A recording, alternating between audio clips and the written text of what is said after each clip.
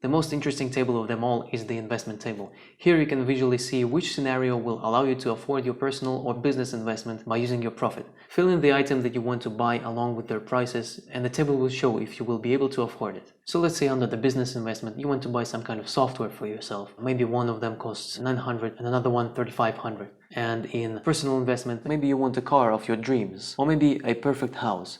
And next to your written item, you'll see the table that will visually show you if you are able to afford this item under each case of your scenario. You'll also see the actual column, which uses the information from the analysis table above that you have written, and it shows you if you already can afford the item that you are planning to buy. I want to remind you about the difference between investment and expenses.